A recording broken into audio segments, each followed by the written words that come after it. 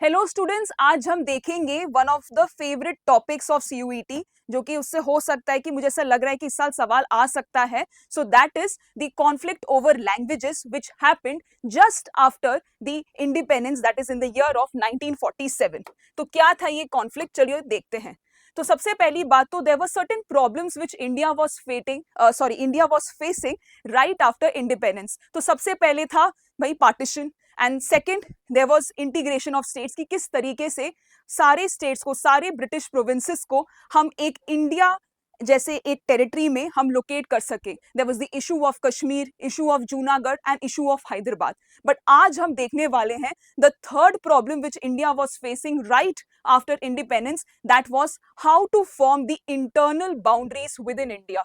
And the question was over here around languages. तो before independence 1920 में नागपुर में एक कांग्रेस सेक्शन में लीडर्स ने ये डिसाइड किया कि हम जो है ब्रिटिश प्रोविंसेस को नहीं मानेंगे.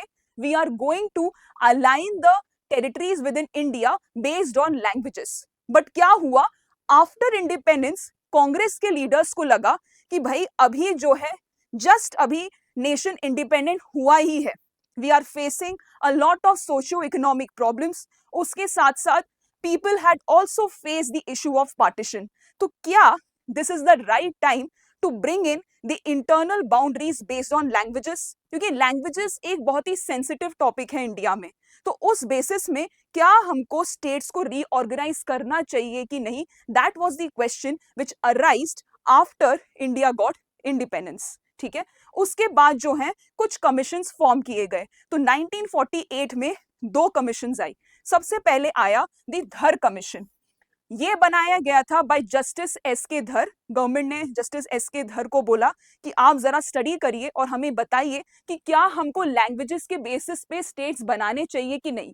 एंड हिज आंसर वाज कि नहीं बनाने चाहिए, because there can be a huge administrative inconvenience which they can get into.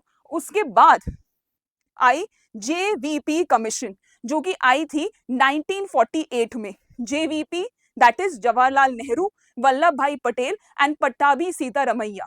इनका भी यही वर्डिक्ट था कि भाई लैंग्वेजेस के बेसिस पे किसी भी तरह के स्टेट्स नहीं बनने चाहिए. If the states are being made, they should be based on administrative convenience of the government only.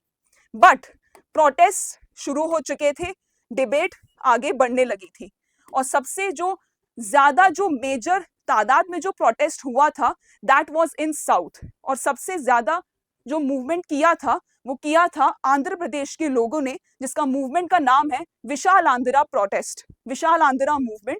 क्यों किया गया था भाई? क्योंकि मद्रास प्रोविंस में स्टेट्स आते थे, कर्नाटका के टेरिटरीज आते थे, कर्नाटका के, तमिलनाडु के, आप यहाँ पे देख सकते हैं Kerala was there, Tamil Nadu was there, Karnataka was there and parts of Andhra Pradesh was there.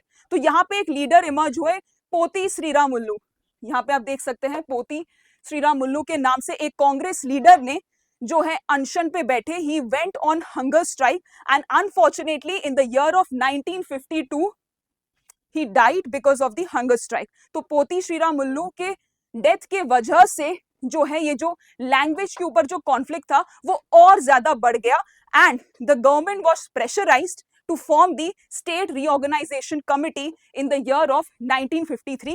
तो ये बनी तीसरी कमिटी. अब इस कमिटी ने बोला कि भाई यस, लैंग्वेजेस के बेसिस पे गवर्नमेंट को जरूर जो है इंटरनल बाउंड्रीज क्रिएट करने चाहिए. तो सबसे पहला जो स्टेट बना था because of the death of Potti Sriramulu and because of his vision, क्या हुआ भाई? Andhra Pradesh became the first state which was based on the basis of language in the year of 1952. और यहाँ पे आप देख सकते हैं कि मैंने एक टेबल फॉर्मेट में यहाँ पे मेंशन कर दिया है कि बॉम्बे डिवाइड होके गुजरात और महाराष्ट्र बना in the year of 1960. thereafter Punjab became Haryana, Himachal Pradesh and the Punjab in the year of 1966. Assam में आप डिविजन्स देख सकते हैं 1972 और 1987, दोनों में ही डिविजन्स हुए हैं which divided Assam into Meghalaya, Manipur, Tripura, Mizoram and Arunachal Pradesh came out of it. उसके अलावा 1963 में ही नागालैंड जो है फॉर्म हो चुका था. एंड जो नागालैंड का भी जो प्रोटेस्ट था वो भी आंध्र प्रदेश जैसा ही एक बहुत बड़ा मूवमेंट था. उसके अलावा जो है, एज आई हैव सेड कि गवर्नमेंट ने जो है स्टेट रीऑर्गेनाइजेशन कमिटी बनाई, बट स्टेट रीऑर्गेनाइजेशन कमिटी ने एक और चीज बोली कि that languages can not only be the sole basis of making states, और भी तरीके हो सकते हैं, और भी रीजंस और वजह हो सकती है कि क्यों स्टेट्स बनने चाहिए, and one such reason is on the basis of development. तो फिर आए और स्टेट्स जैसे कि छत्तीसगढ़, उत्तराखंड और झारखंड। अब आप मुझे कमेंट सेक्शन में बताएंगे कि in which year all these 3 states were formed. आज भी बहुत सारे प्रोटेस्ट हो रहे हैं, जैसे कि विदर्भ जो है, it wants to get an independent state, it wants to get separated from Maharashtra. Then second over here is Harit Pradesh, जो कि है एक western region in within the part of Uttar Pradesh. तो ये भी बेसिस है, डेवलपमेंट के basis पे ये लोग मांग रहे हैं कि हमें भी अपना खुद का एक पर्टिकुलर स्टेट चाहिए।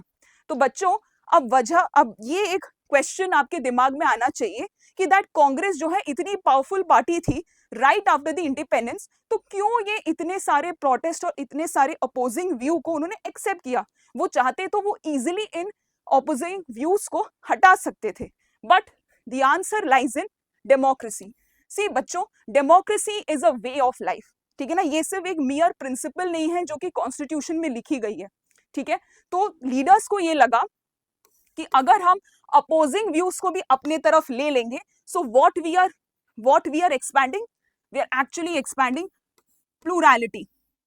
Plurality of ideas. और इसी वे में लीडर्स ने इंश्योर किया कि democracy is truly established in our country. तो लैंग्वेजेस के एक प्रोटेस्ट को उन्होंने एक अपॉर्चुनिटी ली, जिससे उन्होंने रीजनल एस्पिरेशंस को भी इंडिया में एकोमोडेट किया, और उन्होंने दुनिया को दिखाया कि हम जो है opposing views को भी we are going to accept, we are going to respect, and we are going to follow all the principles of democracy. Thank you.